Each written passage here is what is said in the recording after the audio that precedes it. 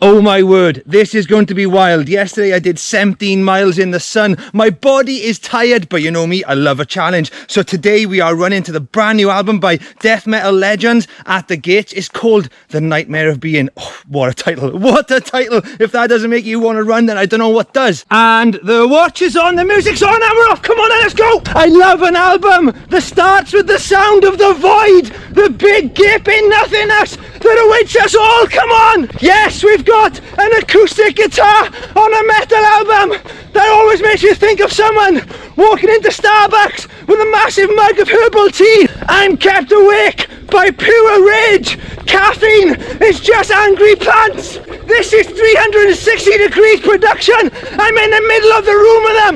The floor toms are trimming my stubble. Woo-hoo-hoo! Yeah!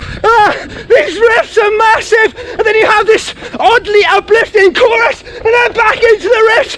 Oh, I've forgotten about the tiredness in my legs. That chorus. And the guitars. We've got a solo. This is a song just doing tricks for fun. It's doing wheelies. It's jumping around all over me. Death is the absence of all life. Are we the spectres of extinction? I think we are. I think we've already caused extinction, but we are hanging around like donut scoffing ghosts. Whoa! The chord progressions on these absolutely crushing songs are so surprising. Honestly, it's like getting up close to the Death Star, realising it's a hanging basket in space, and Darth Vader is just a really tired beekeeper.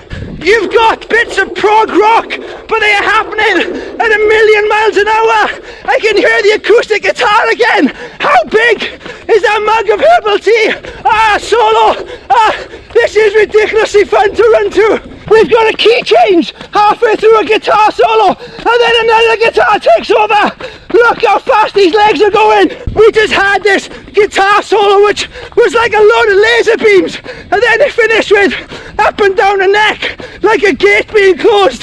Do not let this song escape. It will ruin all your bins. Let's jump this. Honestly, this change after change, and all the way through it, there's this galloping groove. It's like someone walked up to the Sagrada Familia in Barcelona, pressed a button and said, "Hey guys, look, you press this button, the building will build itself.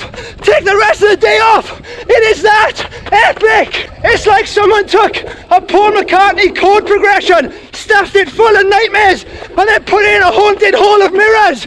It's terrifying, but beautiful around the edges. And that's what I'm feeling after 10 minutes or so of running. Now this is so crushing and hard hitting, but there's hope and beauty in there somewhere. It's like watching The Exorcist and thinking, gee, that bed looks nice and comfy. I wonder where she got that from.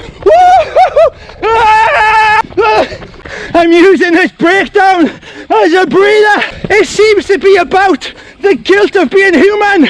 It's that feeling of watching a beautiful sunset, but knowing somewhere on the planet, the same species as you is ripping up a rainforest so we can eat more beef burgers. This is so clever. I love the way that the band can incorporate these really intricate chords in their songs. I got a stitch in my shoulder. That's Strava having a panic attack. What's this guy doing? Why is he running to death metal? Genuine shivers up my back. You've got like a Dave Gilmour style clean guitar.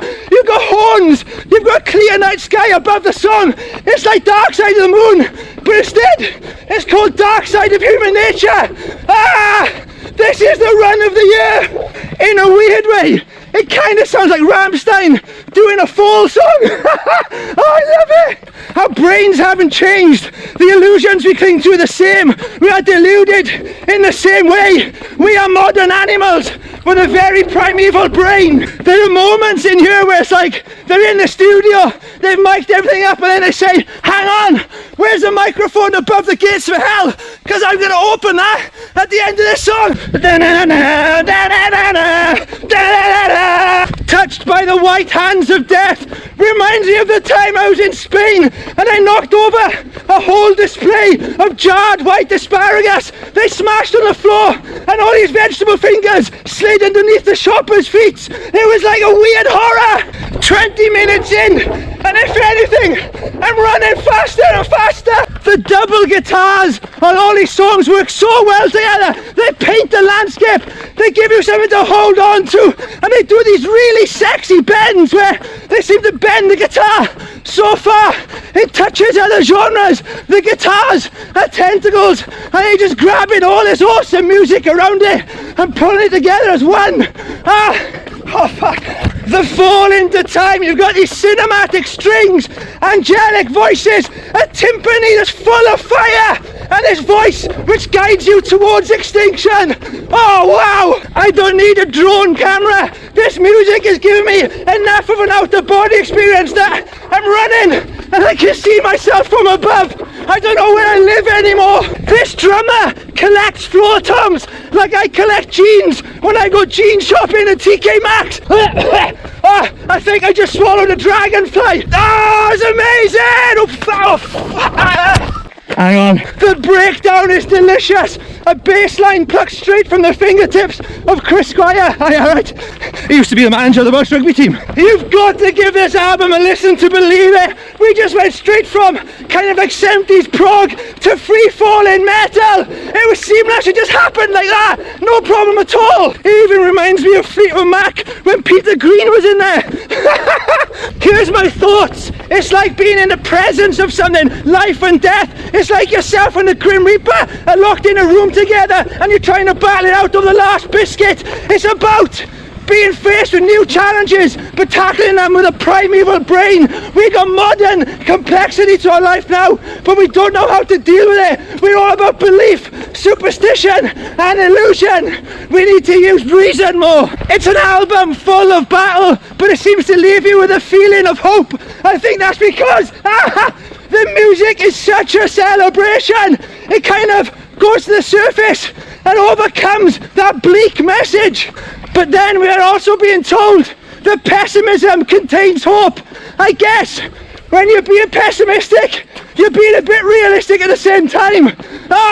Such an exciting and thought-provoking album. The abstract enthroned fades out just as hope reaches its highest level, and then cosmic pessimism comes in as if it's a joke, but no way, it's not a joke. The music on here is the most playful on the album so far. This song kind of reminds me of the Red Hot Chili Peppers if David Lynch was the frontman. These guitars are like the sexiest tag team in wrestling history, and the drummer's got the roof down now. He's feeling the wind of the open road on his face. We got 2 songs left. The pace is getting faster. What a run. So many stinging nettles. So many. My armpit. I'm nearly done. My legs are at breaking point. That was wild. That was absolutely wild. What an album full of just incredible invention. And that song where the last song, it seems to be saying that like there's nothing we can do to change the course of history, the course of time, I don't know, it's all consuming. And it ends with this kind of keyboard sound that you associate with lounge singers. Well, I did anyway. So it just ends in this like terrifying way, but you just think, I'll go to the bar, get myself another drink. What a pleasant cruise I'm having. It's just so bizarre. Absolutely wonderful. That was At the Gates. That is out on Friday. I need a good sit down. Have a great day. I'm a running punk. You should be a running punk too. Love you. Bye.